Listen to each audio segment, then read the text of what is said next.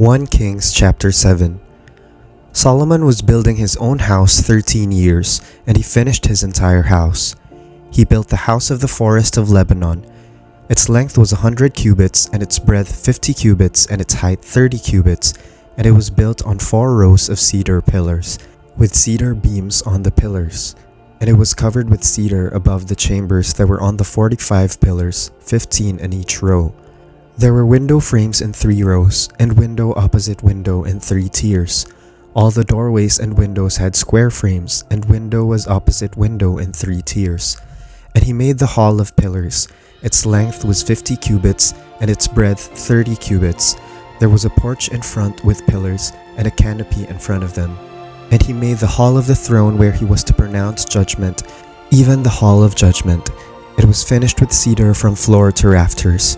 His own house where he was to dwell, in the other court back of the hall, was of like workmanship. Solomon also made a house like this hall for Pharaoh's daughter, whom he had taken in marriage.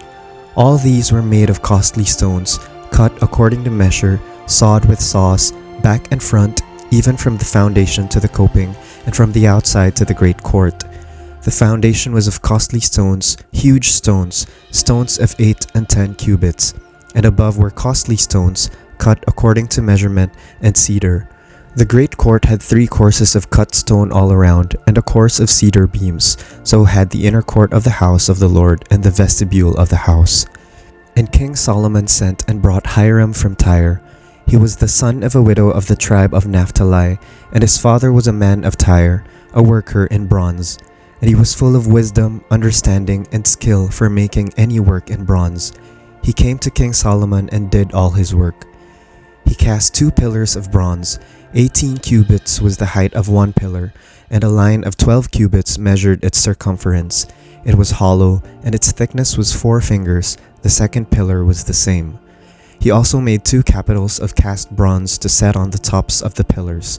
The height of the one capital was 5 cubits, and the height of the other capital was 5 cubits. There were lattices of checker work with wreaths of chain work for the capitals on the tops of the pillars, a lattice for the one capital and a lattice for the other capital. Likewise, he made pomegranates in 2 rows around the one lattice work to cover the capital that was on the top of the pillar, and he did the same with the other capital. Now the capitals that were on the tops of the pillars in the vestibule were of lily work, 4 cubits. The capitals were on the 2 pillars and also above the rounded projection which was beside the lattice work. There were 200 pomegranates in 2 rows all around, and so with the other capital. He set up the pillars at the vestibule of the temple. He set up the pillar on the south and called its name Jachin, and he set up the pillar on the north and called its name Boaz. And on the tops of the pillars was lily work. Thus the work of the pillars was finished. Then he made the sea of cast metal. It was round, 10 cubits from brim to brim, and 5 cubits high, and a line of 30 cubits measured its circumference. Under its brim were gourds, for 10 cubits, compassing the sea all around. The gourds were in 2 rows, cast with it when it was cast. It stood on 12 oxen, 3 facing north, 3 facing west, 3 facing south, and 3 facing east. The sea was set on them, and all the rear parts were inward. Its thickness was a handbreadth, and its brim was made like the brim of a cup, like the flower of a lily. It held 2,000 baths. He also made the 10 stands of bronze. Each stand was 4 cubits long, 4 cubits wide, and 3 cubits high. This was the construction of the stands.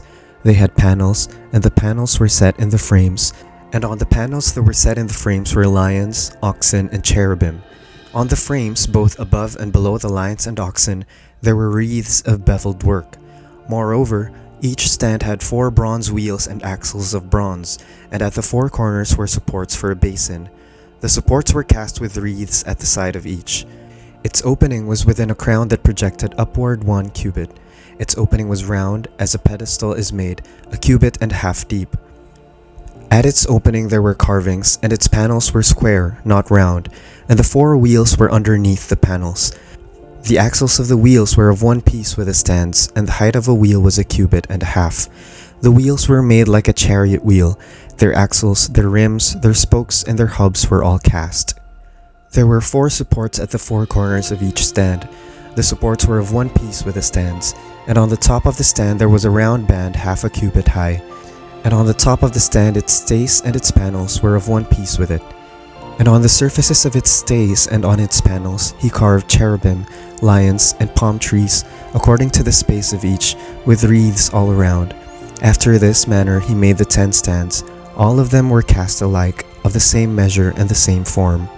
And he made 10 basins of bronze. Each basin held 40 baths. Each basin measured 4 cubits, and there was a basin for each of the 10 stands. And he set the stands, 5 on the south side of the house, and 5 on the north side of the house. And he set the sea at the southeast corner of the house. Hiram also made the pots, the shovels, and the basins. So Hiram finished all the work that he did for King Solomon in the house of the Lord: the 2 pillars, the 2 bowls of the capitals that were on the tops of the pillars, and the 2 lattice works to cover the 2 bowls of the capitals that were on the tops of the pillars, and the 400 pomegranates for the 2 lattice works, 2 rows of pomegranates for each lattice work to cover the 2 bowls of the capitals that were on the pillars, the 10 stands, and the 10 basins on the stands, and the 1 sea, and the 12 oxen underneath the sea.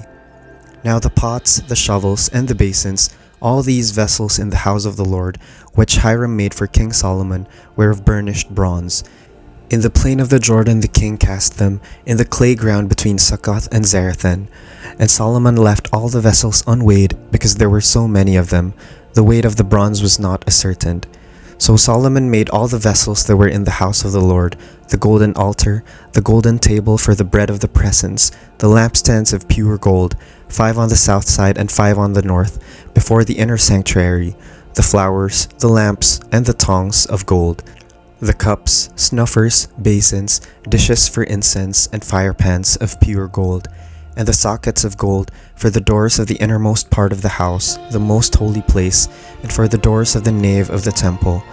Thus all the work that King Solomon did on the house of the Lord was finished. And Solomon brought in the things that David his father had dedicated, the silver, the gold, and the vessels, and stored them in the treasuries of the house of the Lord. 1 Kings chapter 8. Then Solomon assembled the elders of Israel and all the heads of the tribes, the leaders of the fathers' houses of the people of Israel, before King Solomon in Jerusalem, to bring up the ark of the covenant of the Lord out of the city of David, which is Zion. And all the men of Israel assembled to King Solomon at the feast in the month Ethanim, which is the 7th month. And all the elders of Israel came, and the priests took up the ark. And they brought up the ark of the Lord, the tent of meeting, and all the holy vessels that were in the tent. The priests and the Levites brought them up. And King Solomon and all the congregation of Israel, who had assembled before him, were with him before the ark, sacrificing so many sheep and oxen that they could not be counted or numbered. Then the priests brought the ark of the covenant of the Lord to its place in the inner sanctuary of the house, in the most holy place, underneath the wings of the cherubim. For the cherubim spread out their wings over the place of the ark, so that the cherubim overshadowed the ark and its poles. And the poles were so long that the ends of the poles were seen from the holy place before the inner sanctuary, but they could not be seen from outside, and they are there to this day. There was nothing in the ark except the 2 tablets of stone that Moses put there at Horeb, where the Lord made a covenant with the people of Israel when they came out of the land of Egypt. And when the priests came out of the holy place, a cloud filled the house of the Lord, so that the priests could not stand to minister because of the cloud, for the glory of the Lord filled the house of the Lord. Then Solomon said, "The Lord has said that he would dwell in thick darkness. I have indeed built you an exalted house, a place for you to dwell in forever." Then the king turned around and blessed all the assembly of Israel, while all the assembly of Israel stood. And he said, "Blessed be the Lord, the God of Israel, who with his hand has fulfilled what he promised with his mouth to David my father, saying, 'Since the day that I brought my people Israel out of Egypt, I chose no city out of all the tribes of Israel in which to build a house, that my name might be there. But I chose David to be over my people Israel.' Now it was in the heart of David my father to build a house for the name of the Lord, the God of Israel. But the Lord said to David my father, 'Whereas it was in your heart to build a house for my name, you did well that it was in your heart.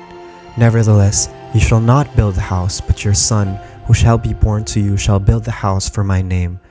Now the Lord has fulfilled his promise that he made, For I have risen in the place of David my father, and sit on the throne of Israel, as the Lord promised, and I have built the house for the name of the Lord, the God of Israel. And there I have provided a place for the ark, in which is the covenant that he made with our fathers, when he brought them out of the land of Egypt. Then Solomon stood before the altar of the Lord in the presence of all the assembly of Israel, and spread out his hands toward heaven, and said, O Lord, God of Israel, there is no God like you, in heaven above or on earth beneath, keeping covenant and showing steadfast love to your servants who walk before you with all their heart. You have kept with your servant David my father what you declared to him. You spoke with your mouth, and with your hand have fulfilled it this day. Now therefore, O Lord, God of Israel, keep for your servant David my father what you have promised him, saying, You shall not lack a man to sit before me on the throne of Israel, if only your sons pay close attention to their way, to walk before me as you have walked before me. Now therefore, O God of Israel, let your word be confirmed, which you have spoken to your servant David my father. But will God indeed dwell on the earth? Behold, heaven and the highest heaven cannot contain you. How much less this house that I have built? Yet have regard to the prayer of your servant and to his plea, O Lord my God, listening to the cry and to the prayer that your servant prays before you this day, that your eyes may be open night and day toward this house, the place of which you have said, My name shall be there, that you may listen to the prayer that your servant offers toward this place, and listen to the plea of your servant and of your people Israel, when they pray toward this place, and listen in heaven your dwelling place, and when you hear, forgive.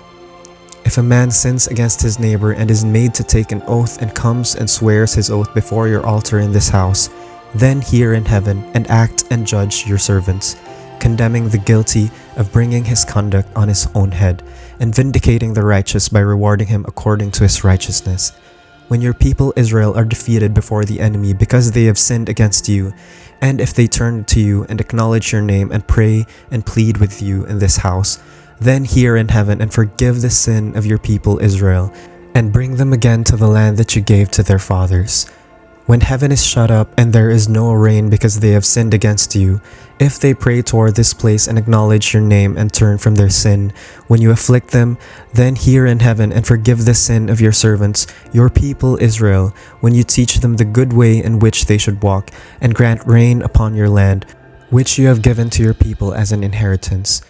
If there is famine in the land, if there is pestilence or blight or mildew or locust or caterpillar, if their enemy besieges them in the land at their gates, whatever plague, whatever sickness there is, whatever prayer, whatever plea is made by any man or by all your people Israel, each knowing the affliction of his own heart and stretching out his hands toward this house, then hear in heaven your dwelling place, and forgive and act and render to each whose heart you know, according to all his ways. For you only, know the hearts of all the children of mankind, that they may fear you all the days that they live in the land that you gave to our fathers.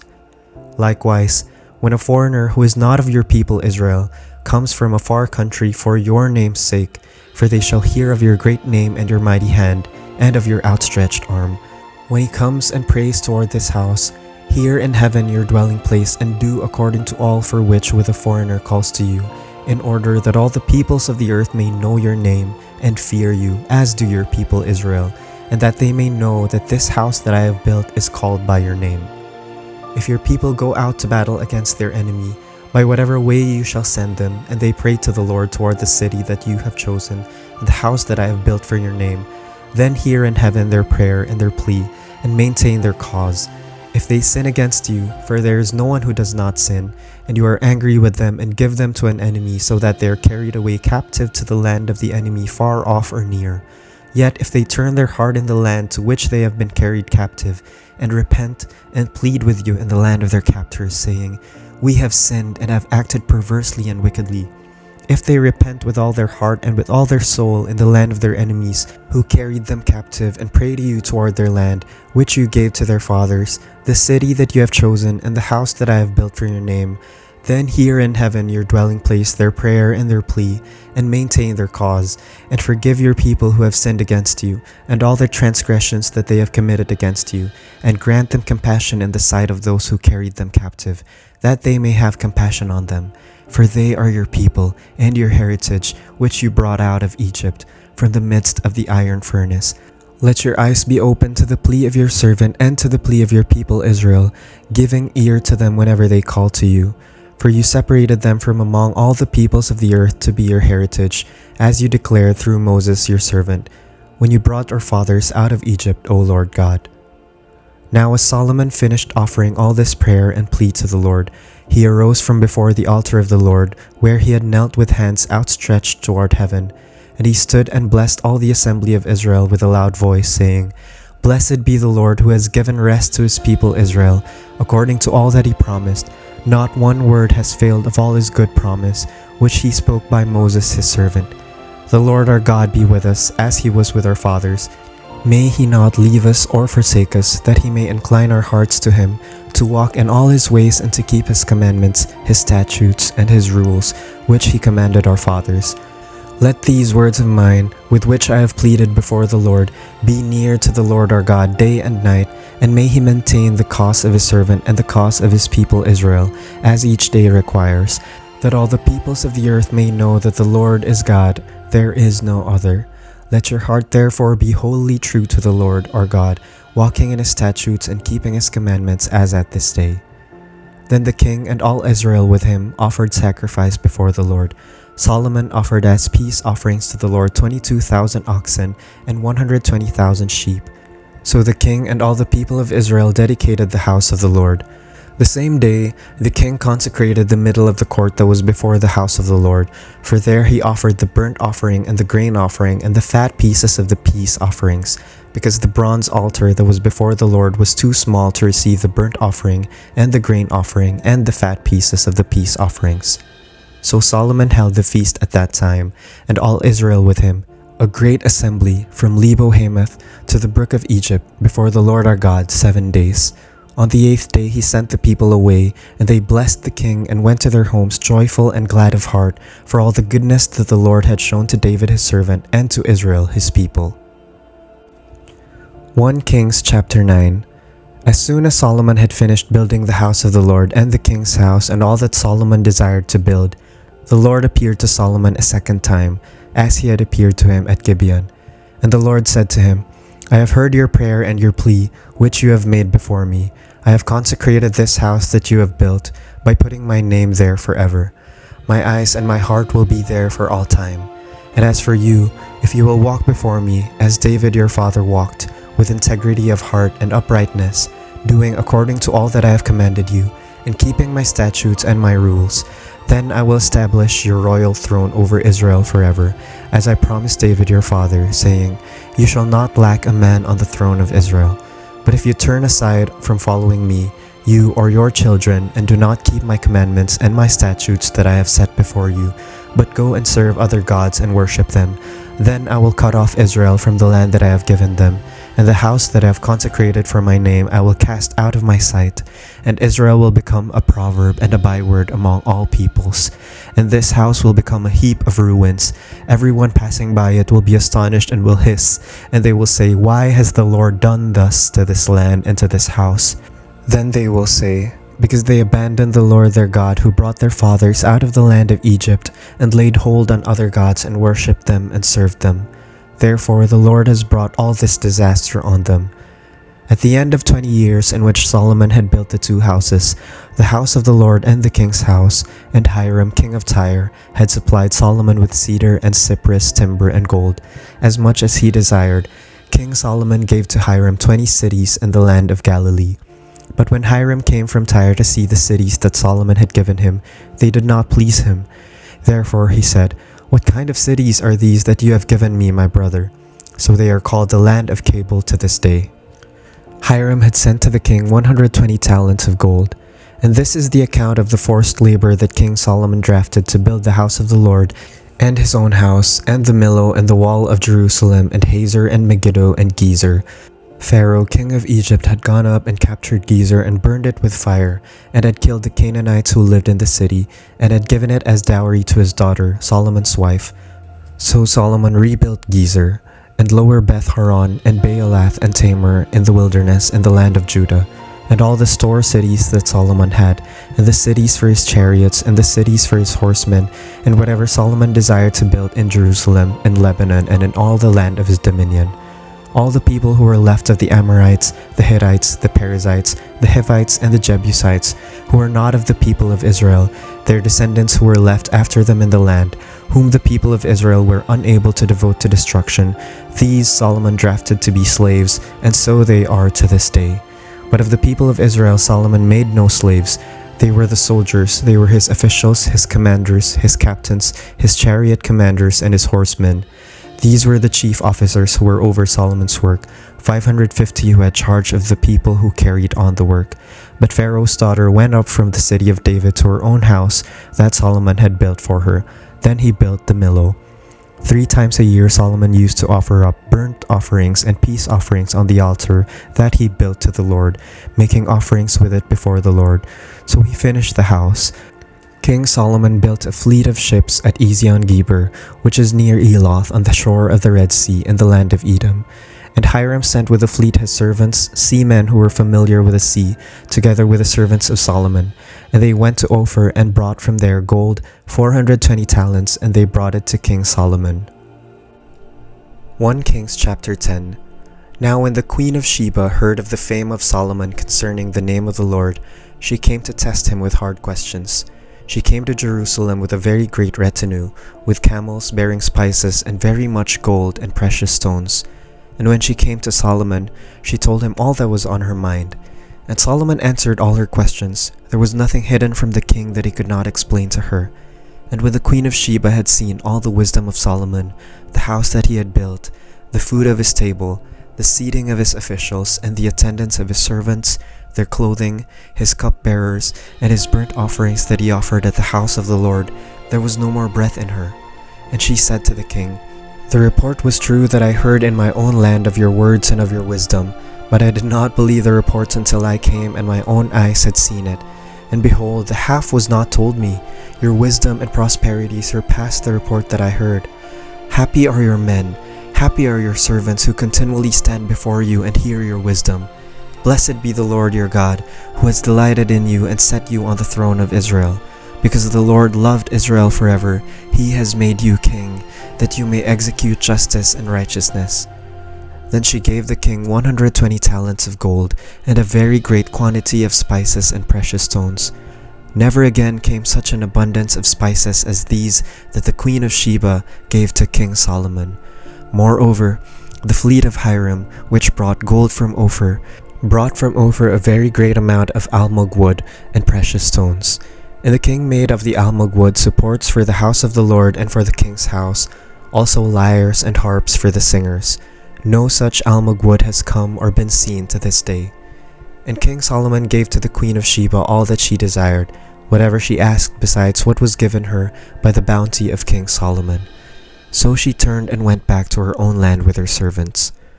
Now the weight of gold that came to Solomon in 1 year was 666 talents of gold, besides that which came from the explorers and from the business of the merchants, and from all the kings of the west and from the governors of the land. King Solomon made 200 large shields of beaten gold. 600 shekels of gold went into each shield. And he made 300 shields of beaten gold. 3 minas of gold went into each shield. And the king put them in the house of the forest of Lebanon. The king also made a great ivory throne and overlaid it with the finest gold. The throne had 6 steps, and the throne had a round top, and on each side of the seat were armrests and 2 lions standing beside the armrests, while 12 lions stood there, one on each end of a step on the 6 steps. The like of it was never made in any kingdom. All King Solomon's drinking vessels were of gold, and all the vessels of the house of the forest of Lebanon were of pure gold. None were of silver. Silver was not considered as anything in the days of Solomon. For the king had a fleet of ships of Tarshish at sea with a fleet of Hiram. Once every 3 years the fleet of ships of Tarshish used to come bringing gold, silver, ivory, apes, and peacocks. Thus King Solomon excelled all the kings of the earth in riches and in wisdom, and the whole earth sought the presence of Solomon to hear his wisdom, which God had put into his mind. Every one of them brought his present, articles of silver and gold, garments, myrrh, spices, horses and mules, so much year by year. And Solomon gathered together chariots and horsemen. He had 1,400 chariots and 12,000 horsemen, whom he stationed in the chariot cities and with the king in Jerusalem. And the king made silver as common in Jerusalem as stone, and he made cedar as plentiful as the sycamore of the Shephelah. And Solomon's import of horses was from Egypt and Cuwe, and the king's traders received them from Cuwe at a price. A chariot could be imported from Egypt for 600 shekels of silver, and a horse for 150. And so through the king's traders they were exported to all the kings of the Hittites and the kings of Syria. 1 Kings chapter 11. Now King Solomon loved many foreign women, along with the daughter of Pharaoh, Moabite, Ammonite, Edomite, Sidonian, and Hittite women, from the nations concerning which the Lord had said to the people of Israel, "You shall not enter into marriage with them, neither shall they with you, for surely they will turn away your heart after their gods." Solomon clung to these in love. He had 700 wives, who were princesses, and 300 concubines. And his wives turned away his heart. For when Solomon was old, his wives turned away his heart after other gods, and his heart was not wholly true to the Lord his God, as was the heart of David his father. For Solomon went after Ashtoreth, the goddess of the Sidonians, and after Milcom, the abomination of the Ammonites.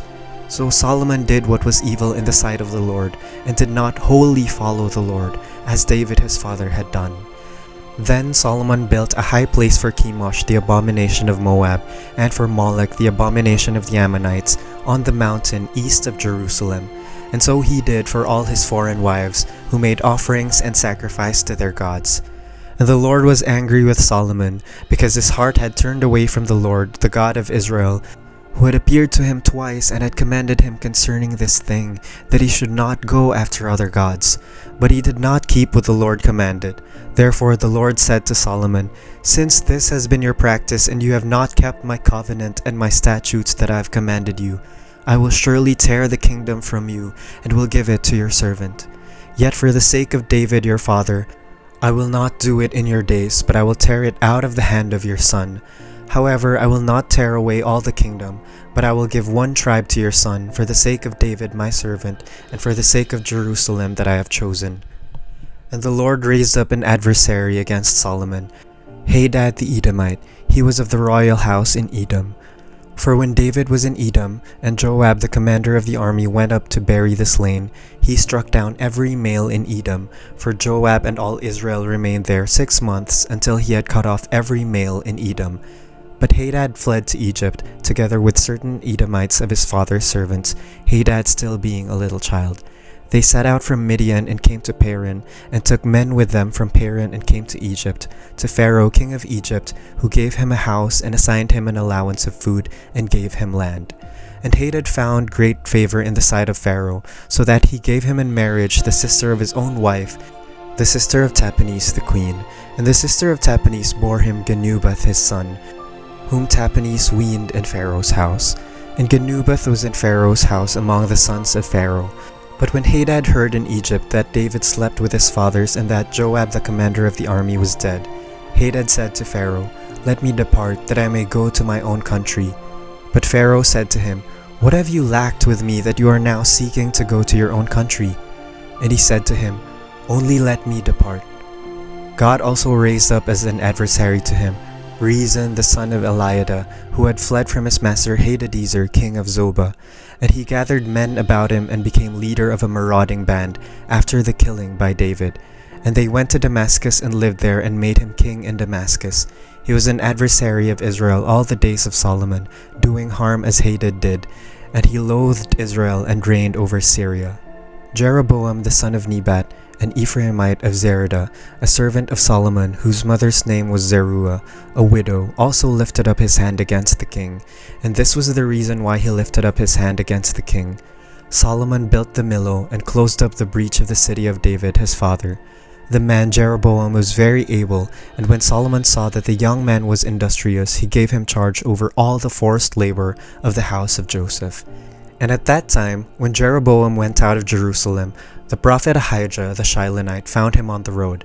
Now Ahijah had dressed himself in a new garment, and the two of them were alone in the open country. Then Ahijah laid hold of the new garment that was on him, and tore it into 12 pieces. And he said to Jeroboam, "Take for yourself 10 pieces, for thus says the Lord, the God of Israel, Behold, I am about to tear the kingdom from the hand of Solomon, and will give you 10 tribes. But he shall have 1 tribe for the sake of my servant David and for the sake of Jerusalem, the city that I have chosen out of all the tribes of Israel. Because they have forsaken me and worshipped Ashtoreth, the goddess of the Sidonians, Chemosh, the god of Moab, and Milcom, the god of the Ammonites. And they have not walked in my ways, doing what is right in my sight and keeping my statutes and my rules, as David his father did. Nevertheless, I will not take the whole kingdom out of his hand, but I will make him ruler all the days of his life, for the sake of David my servant, whom I chose, who kept my commandments and my statutes. But I will take the kingdom out of his son's hand, and will give it to you, 10 tribes. Yet to his son I will give 1 tribe, that David my servant may always have a lamp before me in Jerusalem, the city where I have chosen to put my name. And I will take you, and you shall reign over all that your soul desires, and you shall be king over Israel. And if you will listen to all that I command you, and will walk in my ways, and do what is right in my eyes by keeping my statutes and my commandments, as David my servant did, I will be with you, and will build you a sure house, as I built for David, and will give Israel to you. And I will afflict the offspring of David because of this, but not forever."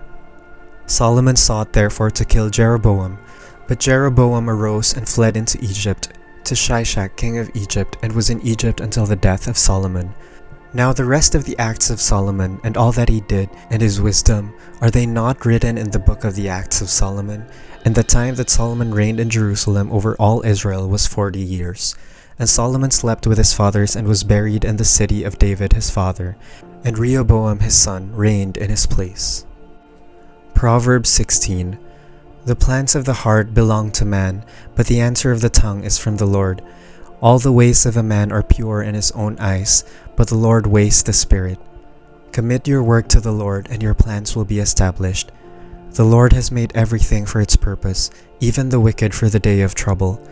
Everyone who is arrogant in heart is an abomination to the Lord. Be assured he will not go unpunished. By steadfast love and faithfulness, iniquity is atoned for, and by the fear of the Lord one turns away from evil. When a man's ways please the Lord, he makes even his enemies to be at peace with him. Better is a little with righteousness than great revenues with injustice. The heart of man plans his way, but the Lord establishes his steps. An oracle is on the lips of a king. His mouth does not sin in judgment. A just balance and scales are the Lord's. All the weights in the bag are his work. It is an abomination to kings to do evil, for the throne is established by righteousness. Righteous lips are the delight of a king, and he loves him who speaks what is right. A king's wrath is a messenger of death, and a wise man will appease it. In the light of a king's face there is life, and his favor is like the clouds that bring the spring rain. How much better to get wisdom than gold, to get understanding is to be chosen rather than silver. The highway of the upright turns aside from evil, whoever guards his way preserves his life. Pride goes before destruction, and a haughty spirit before a fall. It is better to be of a lowly spirit with the poor, than to divide the spoil with the proud. Whoever gives thought to the word will discover good, and blessed is he who trusts in the Lord. The wise of heart is called discerning, and sweetness of speech increases persuasiveness. Good sense is a fountain of life to him who has it, but the instruction of fools is folly. The heart of the wise makes his speech judicious, and adds persuasiveness to his lips. Gracious words are like a honeycomb, sweetness to the soul and health to the body. There is a way that seems right to a man, but its end is the way to death. A worker's appetite works for him, his mouth urges him on. A worthless man plots evil, and his speech is like a scorching fire. A dishonest man spreads strife, and a whisperer separates close friends. A man of violence entices his neighbor and leads him in a way that is not good. Whoever winks his eyes plans dishonest things. He who purses his lips brings evil to pass. Gray hair is a crown of glory. It is gained in a righteous life. Whoever is slow to anger is better than the mighty, and he who rules his spirit than he who takes a city. The lot is cast into the lap, but its every decision is from the Lord. Proverbs 17. Better is a dry morsel with quiet than a house full of feasting with strife. A servant who deals wisely will rule over a son who acts shamefully, and will share the inheritance as one of the brothers. The crucible is for silver and the furnace is for gold, and the Lord tests hearts. An evildoer listens to wicked lips, and a liar gives ear to a mischievous tongue. Whoever mocks the poor insults his maker. He who is glad at calamity will not go unpunished. Grandchildren are the crown of the aged, and the glory of children is their fathers. Fine speech is not becoming to a fool, still less is false speech to a prince. A bribe is like a magic stone in the eyes of the one who gives it. Wherever he turns, he prospers. Whoever covers an offense seeks love, but he who repeats a matter separates close friends. A rebuke goes deeper into a man of understanding than 100 blows into a fool. An evil man seeks only rebellion, and a cruel messenger will be sent against him. Let a man meet a she-bear robbed of her cubs, rather than a fool in his folly. If anyone returns evil for good, evil will not depart from his house. The beginning of strife is like letting out water, so quit before the quarrel breaks out. He who justifies the wicked and he who condemns the righteous are both alike an abomination to the Lord. Why should a fool have money in his hand to buy wisdom when he has no sense? A friend loves at all times, and a brother is born for adversity. One who lacks sense gives a pledge and puts up security in the presence of his neighbor. Whoever loves transgression loves strife. He who makes his door high seeks destruction.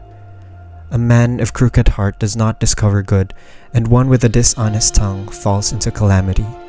He who sires a fool gets himself sorrow, and the father of a fool has no joy. A joyful heart is good medicine, but a crushed spirit dries up the bones. The wicked accepts a bribe in secret to pervert the ways of justice. The discerning sets his face toward wisdom, but the eyes of a fool are on the ends of the earth.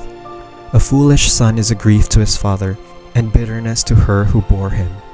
To impose a fine on a righteous man is not good, nor to strike the noble for their uprightness. Whoever restrains his words has knowledge, and he who has a cool spirit is a man of understanding. Even a fool who keeps silent is considered wise. When he closes his lips, he is deemed intelligent. Proverbs 18. Whoever isolates himself seeks his own desire. He breaks out against all sound judgment. A fool takes no pleasure in understanding, but only in expressing his opinion. When wickedness comes, contempt comes also, and with dishonor comes disgrace. The words of a man's mouth are deep waters. The fountain of wisdom is a bubbling brook. It is not good to be partial to the wicked, or to deprive the righteous of justice. A fool's lips walk into a fight, and his mouth invites a beating. A fool's mouth is his ruin, and his lips are a snare to his soul. The words of a whisperer are like delicious morsels. They go down into the inner parts of the body. Whoever is slack in his work is a brother to him who destroys. The name of the Lord is a strong tower. The righteous man runs into it and is safe. A rich man's wealth is a strong city, and like a high wall in his imagination. Before destruction a man's heart is haughty, but humility comes before honor. If one gives an answer before he hears, it is his folly and shame. A man's spirit will endure sickness, but a crushed spirit who can bear? An intelligent heart acquires knowledge, and the ear of the wise seeks knowledge. A man's gift makes room for him and brings him before the great. The one who states his case first seems right, until the other comes and examines him. The lot puts an end to quarrels and decides between powerful contenders. A brother offended is more unyielding than a strong city, and quarreling is like the bars of a castle. From the fruit of a man's mouth his stomach is satisfied. He is satisfied by the yield of his lips. Death and life are in the power of the tongue, and those who love it will eat its fruits. He who finds a wife finds a good thing and obtains favor from the Lord. The poor use entreaties, but the rich answer roughly. A man of many companions may come to ruin, but there is a friend who sticks closer than a brother. Proverbs 19. Better is a poor person who walks in his integrity than one who is crooked in speech and is a fool. Desire without knowledge is not good, and whoever makes haste with his feet misses his way. When a man's folly brings his way to ruin, his heart rages against the Lord. Wealth brings many new friends, but a poor man is deserted by his friend. A false witness will not go unpunished, and he who breathes out lies will not escape. Many seek the favor of a generous man, and everyone is a friend to a man who gives gifts. All a poor man's brothers hate him, how much more do his friends go far from him? He pursues them with words but does not have them. Whoever gets sense loves his own soul, he who keeps understanding will discover good. A false witness will not go unpunished, and he who breathes out lies will perish. It is not fitting for a fool to live in luxury, much less for a slave to rule over princes. Good sense makes one slow to anger, and it is his glory to overlook an offense. A king's wrath is like the growling of a lion, but his favor is like dew on the grass. A foolish son is ruin to his father, and a wife's quarreling is a continual dripping of rain. House and wealth are inherited from fathers, but a prudent wife is from the Lord. Slothfulness casts into a deep sleep, and an idle person will suffer hunger. Whoever keeps the commandment keeps his life. He who despises his ways will die. Whoever is generous to the poor lends to the Lord, and he will repay him for his deed. Discipline your son, for there is hope. Do not set out your heart in putting him to death. A man of great wrath will pay the penalty, for if you deliver him, you will only have to do it again. Listen to advice and accept instruction, that you may gain wisdom in the future. Many are the plans in the mind of a man, but it is the purpose of the Lord that will stand. What is desired in a man is steadfast love, and a poor man is better than a liar. The fear of the Lord leads to life, and whoever has it rests satisfied. He will not be visited by harm. The sluggard buries his hand in the dish and will not even bring it back to his mouth. Strike a scoffer, and the simple will learn prudence. Reprove a man of understanding, and he will gain knowledge. He who does violence to his father and chases away his mother is a son who brings shame and reproach. Cease to hear instruction, my son, and you will stray from the words of knowledge. A worthless witness mocks at justice, and the mouth of the wicked devours iniquity. Condemnation is ready for scoffers, and beating for the backs of fools. Proverbs 20. Wine is a mocker, strong drink a brawler, and whoever is led astray by it is not wise. The terror of a king is like the growling of a lion. Whoever provokes him to anger forfeits his life. It is an honor for a man to keep aloof from strife, but every fool will be quarreling. The sluggard does not plow in the autumn. He will seek at harvest and have nothing.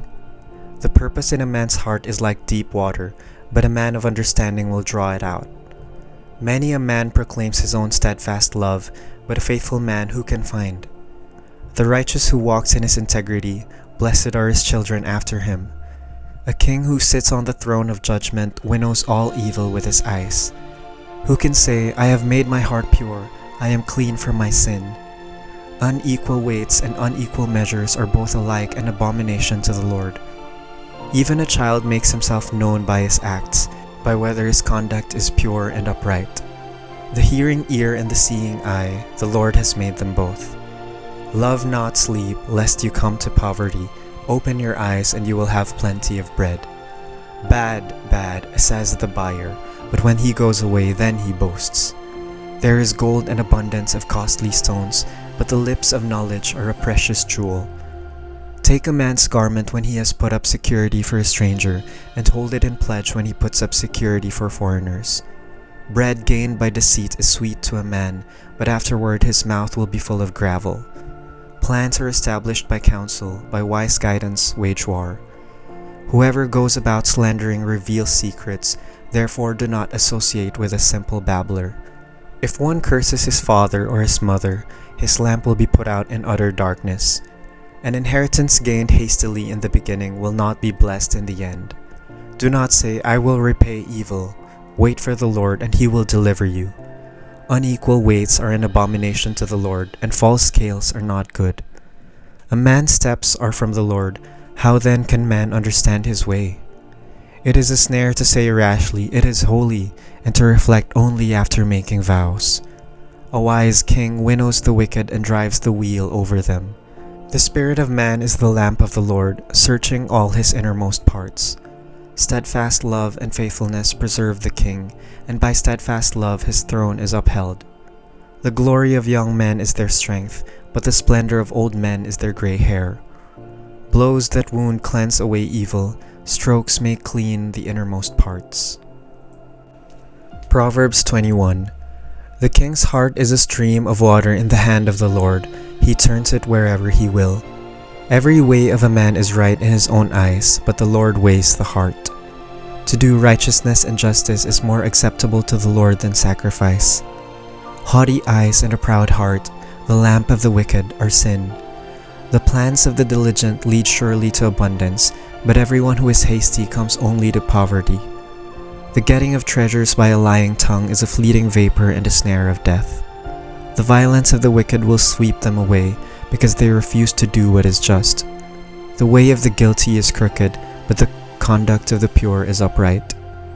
It is better to live in a corner of the housetop than in a house shared with a quarrelsome wife. The soul of the wicked desires evil, his neighbor finds no mercy in his eyes. When a scoffer is punished, the simple becomes wise. When a wise man is instructed, he gains knowledge.